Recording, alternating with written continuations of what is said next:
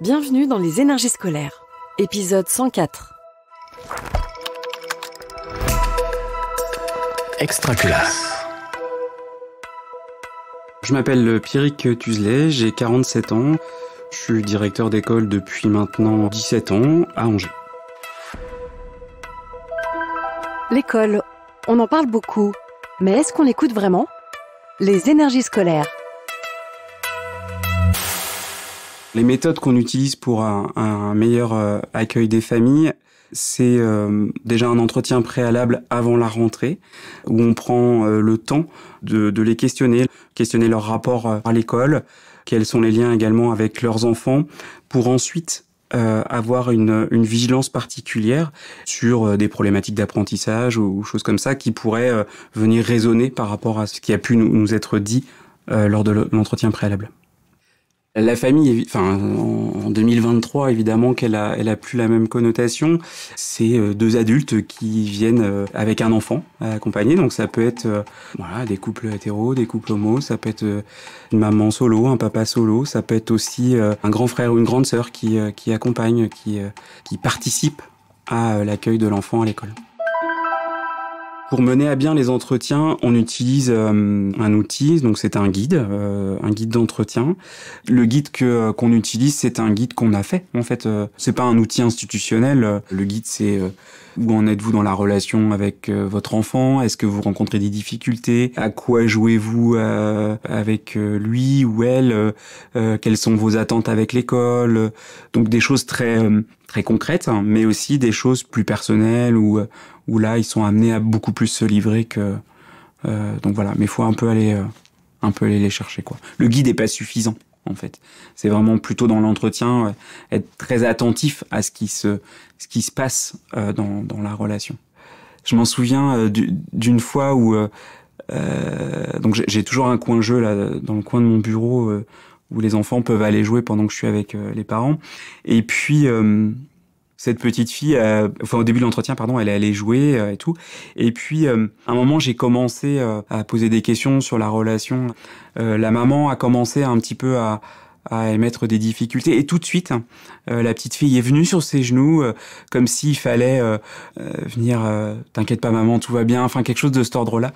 Et j'ai trouvé ça chouette. Enfin, vraiment. Et puis la maman, je lui signifiais, mais là, ce que vous m'avez dit, là, est-ce que vous en aviez déjà parlé entre vous ? Elle me dit non, c'est la première fois que j'évoque ça. Et je trouvais l'instant vraiment chouette, quoi. À la fois cette maman qui se livre un petit peu et le mouvement de cette petite fille qui vient se mettre sur les genoux de sa maman. Et nous, professionnels, c'est de se dire attention, la question de la séparation va être peut-être compliquée pour cette petite fille et puis cette maman aussi. Donc voilà, une vigilance particulière sur la notion de séparation. Moi, ce que je cible plus particulièrement, c'est les liens parents-enfants, qui sont des éléments importants pour comprendre ce qui se joue pour eux. Enfin, j'ai des exemples là, de parents qui nous disent moi avec ma fille c'est difficile, je sais pas comment faire, ou la séparation par exemple va être très difficile avec ma fille. Donc ça c'est la première chose. La deuxième chose c'est aussi j'insiste pas mal sur le lien qu'ils ont pu avoir avec l'école. Quel passif en fait les parents ont avec l'école. Je pense à un papa notamment pour qui c'était très compliqué de mettre son enfant à l'école parce que il avait déjà eu lui un passif compliqué. Ça se voyait d'ailleurs à l'entretien où il était bras croisés, très en retrait, et au fur et à mesure de la discussion, il a pu un peu se décoincer. Si on n'avait pas abordé ça au préalable, il serait arrivé avec ça à l'école. Et ça aurait pu être compliqué ensuite de démarrer comme ça.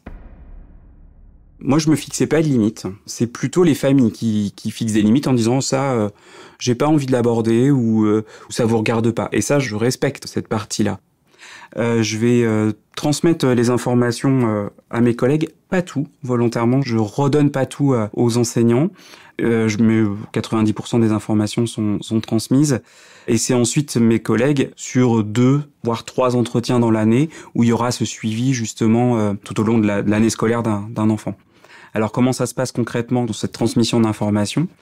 C'est qu'il y a une réunion en fait avec les enseignants de maternelle pour dire j'ai accueilli telle et telle famille, voilà où en est l'enfant sur des choses très pratico-pratique, de propreté, d'autonomie, mais aussi le contexte des relations familiales pour l'élève. Je fais également la même chose avec les ATSEM, donc une réunion spécifique avec les ATSEM sur la question de la propreté et l'autonomie. La place du directeur d'école entre l'accompagnement et une place de directeur qu'on pourrait attendre finalement, ça pour moi c'est une vraie question. J'ai pas forcément les éléments de réponse. Chacun a une vision du directeur d'école, donc finalement moi j'ai envie d'incarner ça plutôt dans une place d'accompagnant. Qu'est-ce qui m'a amené à changer ma pratique professionnelle au cours de mon parcours ? Moi, j'ai pas eu un passif extraordinaire avec l'école. Je me suis dit, qu'on pouvait pas faire sans les familles et qu'il fallait absolument faire avec, et que en ayant des informations au préalable, on pouvait améliorer notre prise en charge. C'est aussi une manière de rencontrer différemment les familles, plutôt que dans une posture d'autorité, une posture de gestionnaire. C'est de se dire que le directeur d'école, il a aussi une place. C'est pas celui qui va recevoir uniquement pour rappeler les règles ou quoi que ce soit, mais quelqu'un sur qui on peut s'appuyer pour être mieux avec l'école, parce que moi c'est mon boulot en fait, que les élèves et leurs parents soient bien à l'école.